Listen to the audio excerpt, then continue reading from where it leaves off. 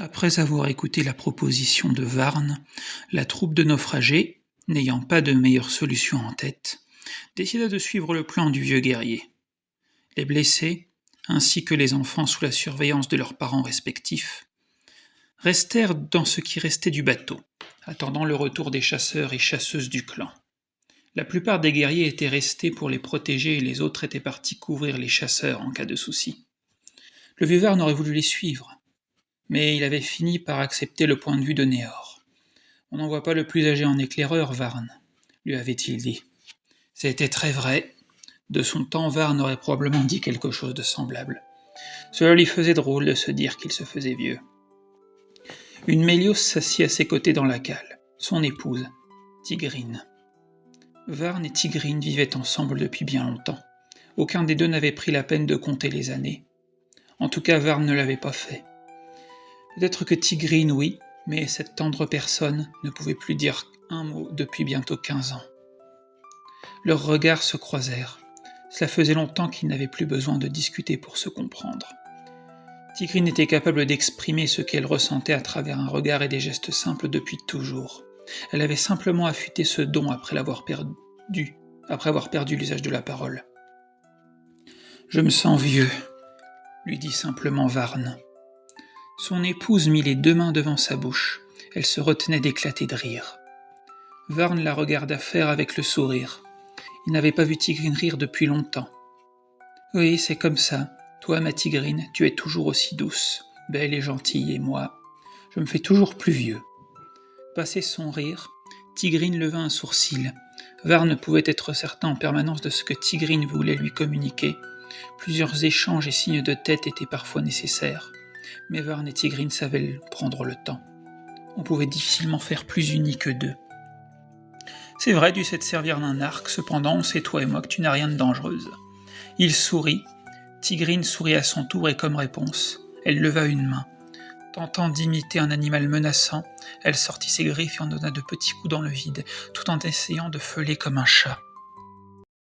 Ce moment de tranquillité fut interrompu quand les autres Mélios rapportèrent que les chasseurs étaient de retour. Après environ 2 heures de recherche. Les mains sur les genoux, Varn se leva et tendit une main galante à Tigrine, que cette dernière accepta. « Bien, » soupira Varn, « allons voir ce que les jeunes nous ont rapporté pour le déjeuner. » « Par la trique de feu mon grand-père, c'est quoi ce machin ?» demanda Varn, très surpris en voyant la créature qui accompagnait les chasseurs. « Eh bien, on revenait de reconnaissance quand on a trouvé un groupe de ces animaux sauvages en train de brouter dans des pâturages à l'intérieur des terres, » répondit Anna. « On va pouvoir le manger ?» entendit-elle quelqu'un demander. Néor, le frère de Anna, répondit, dissipant vite les soupçons. « Non, on ne va pas le manger. » On n'a pas eu besoin de s'approcher de ces créatures. Ils sont venus jusqu'à nous d'eux-mêmes. Certains se sont même laissés toucher. Celui que vous voyez là nous a suivis tout seul. Je pense qu'ils appartiennent à quelqu'un.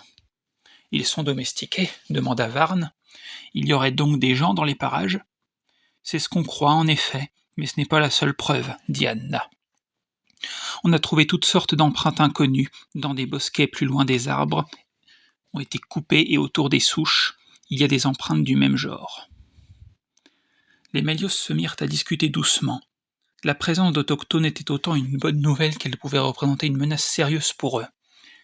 Les gens du cru pourraient les aider, ou n'être tout simplement pas disposés à partager, voire pire. Anna et Néor le savaient, ils tentèrent donc de rassurer les leurs. Si on décide de trouver les habitants du coin, il nous faudra d'abord le faire en petits groupes, pour éviter un malentendu.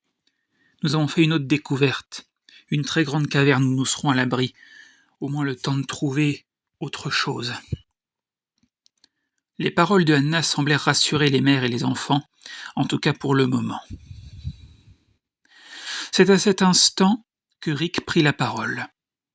Par ailleurs, nous avons, malgré tout, mis la main sur quelque chose de mangeable. Le jeune guerrier sortit alors 5 animaux à fourrure du sac en toile qu'il avait sous le bras. Ces petites bêtes faisaient chacune la taille d'une belette, mais étaient presque 2 fois plus grosses. Elles poussaient un concert de cris grinçants et de couinements sourds, tandis que Rick les tenait toutes les 5 par la queue et la tête en bas. Pas mal pour quelqu'un qui ne chasse pas, non ? Néor eut l'air étonnamment préoccupé. Bravo, tu as trouvé ça où, exactement? Mettant un j'ai surtout eu beaucoup de chance. J'ai trouvé le terrier de ces 5 bestioles en mettant un pied dedans par erreur. C'était au sortir de la clairière. Les chasseurs et chasseuses semblèrent tous s'inquiéter à présent. L'un d'entre eux fit une grimace. Tu aurais dû nous le dire, Rick. Anna avait les yeux rivés sur les prises encore vivantes de Rick. Elle l'interrogea à son tour. Elles étaient toutes dans le même terrier. Tous entendirent l'énorme grognement provenant du bosquet qui touchait la plage. Les enfants se blottirent contre leur mère et les pères tentèrent de dissimuler leur famille derrière eux. Varn fut le premier à réagir. Tout le monde à l'intérieur, tout de suite.